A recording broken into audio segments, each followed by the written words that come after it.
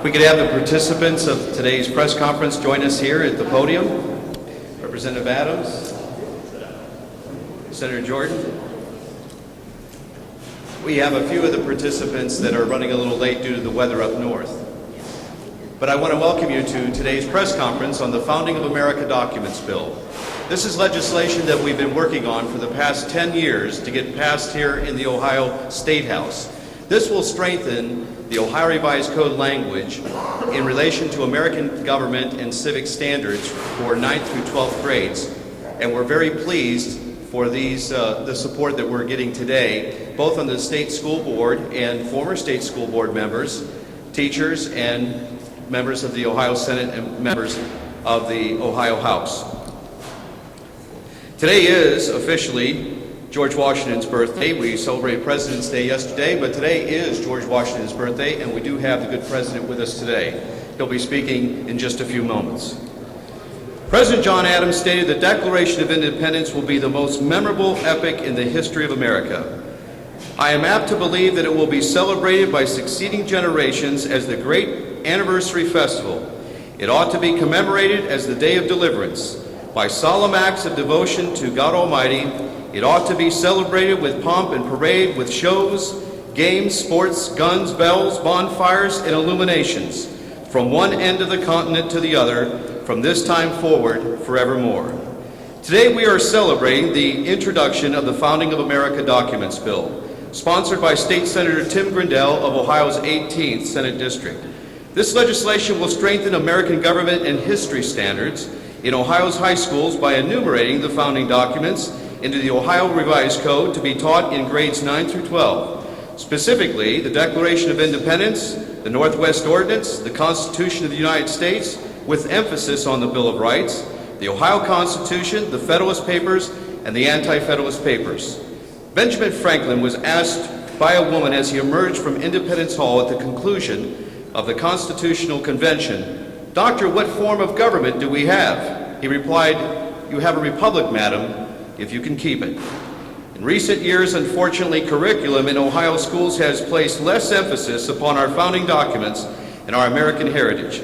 This legislation will highlight those documents of freedom and enumerated rights so that the next generation can carry the torch of liberty that these documents represent. We therefore urge members of the Ohio General Assembly to quickly pass the Founding of American Documents Bill. On a hot and humid Thursday, July the 4th, 1776, 56 men gathered together in Philadelphia. They signed a document, a Declaration of Independence from Mother England. The 56 men that signed this declaration, it is very interesting on what happened to some of these men. Of the 56 men that signed the Declaration of Independence, 12 of those men lost all their property over the ensuing 8 years of the Revolution. Of the 56 men that signed the Declaration of Independence, 6 of those men were captured by the British within weeks of the signing of the Declaration of Independence. They were tortured to death, and their bodies were confined to Boston Harbor. Of the 56 men who signed the Declaration of Independence, 9 of those men lost their lives either by sickness or by British lead over the ensuing years of the conflict. Of the 56 men who signed the Declaration of Independence, 2 of those men lost all their sons because of the ensuing conflict. So as you can see, the men who signed the Declaration of Independence, when they came to the conclusion of it with these words, with a firm belief in divine providence, we pledge to ourselves our lives. Everything that we have, they said, and this is exactly what those 56 men who signed that document had to do. It is imperative that we continue, not only in the state of Ohio, but our country, to bring forth to our young men and women not only the Declaration of Independence, but the U.S. Constitution of the United States and the Northwest Ordinance of 1787. That, of course, the Constitution is based upon a great portion of that. It is imperative for the future of Ohio the future of our country that we uphold these documents that are near and dear to our hearts. The Declaration of Independence, the United States Constitution, and the Ordinance of 1787. God bless the state of Ohio. God bless the United States of America. Thank you.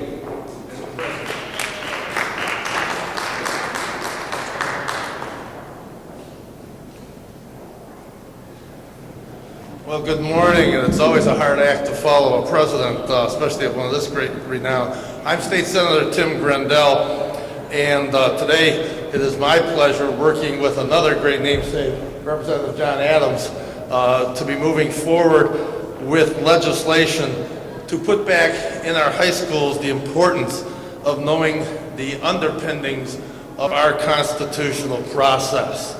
And first of all, let me congratulate Chris Long and the Ohio Christian Alliance for their ongoing support of this bill. I remember supporting this legislation originally when Representative Dianne Fessler was trying to do this back in the days when I was in the House. And it's a pleasure to also have Kris Jordan with us here today from the Senate, because you know, they tell you if we don't know about history, you're going to repeat it. Well, the sad part is we have today an example of our history here at the State House. We're going to have folks exercising their democratic rights, and yet there are many in our high schools who don't know what is the foundation to those very rights that are being exercised. I'm a history major. I believe in history. I believe we are fortunate to be living in the history of this great country, but I think it's incumbent upon us, just as it was on President Washington, to earn our freedom and to develop our democracy, that we educate those who come behind us, that it is each one of our obligations to preserve and protect the Constitution, the Declaration of Independence, and the principles for which they stand. And you can't preserve and protect something you don't know about. And you cannot preserve and protect something you've never read about. And you cannot preserve and protect something that you don't comprehend. And when you look at this information, when there's studies and polls out there of folks in our high schools and our colleges who don't understand what the Bill of Rights are, but can tell you who's on some cable TV show, who doesn't understand the Declaration of Independence and the difference between the Declaration of Independence and the Constitution, but they can twit their lives away, that we have failed one of the most important duties we have to this great nation, and that is educating every generation and every future generation as to the importance of knowing the basic documents on which our great democracy stands. And we're going to make sure our schools do that as part of their educational curriculum. And it's a pleasure to work with Chris and with Representative Adams as we move forward, and with Chris Long and his organization and President Washington, as we bring this to pass through legislation that has been long overdue here in the Ohio legislature. Thank you.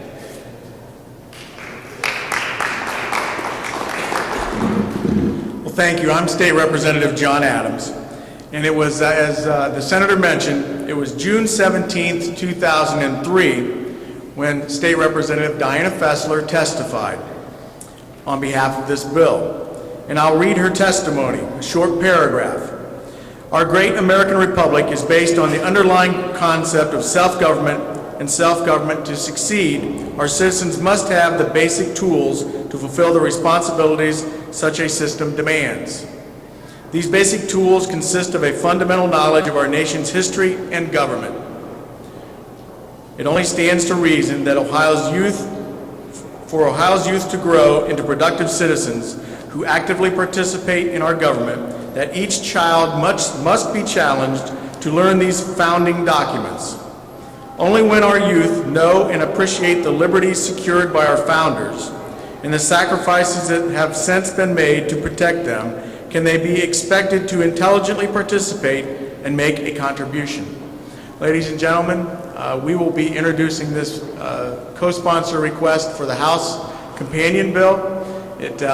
On behalf of Dianne Fessler and everybody behind me, it will be my duty to see to it that we get this through the House and passed in the House of Representatives. Thank you.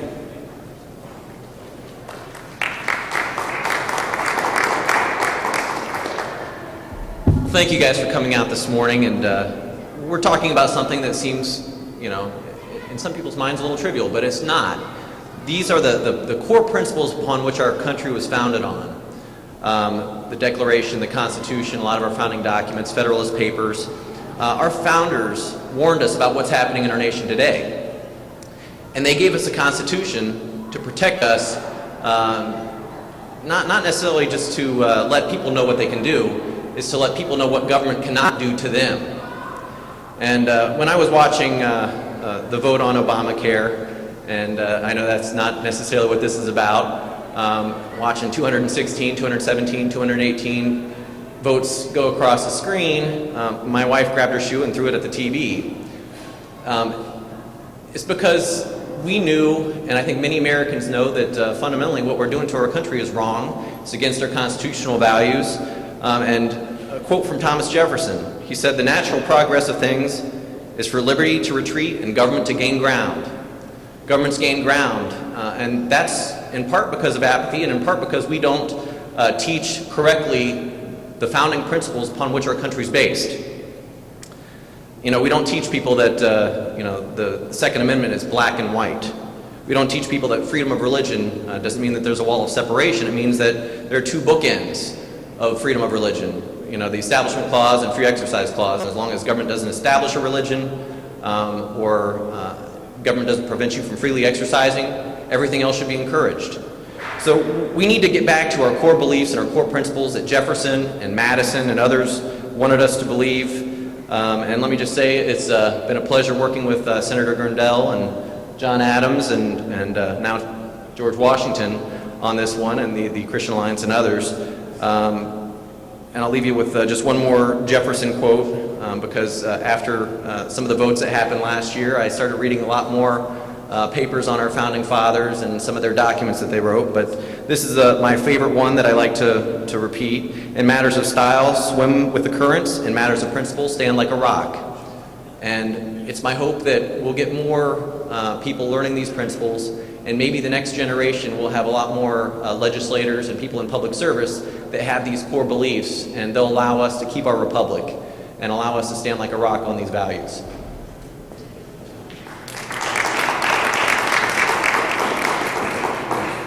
Good morning. Thank you for joining us. My name is Colleen Grady. I'm a former local school board member, State Board of Education member, and member of the Ohio House.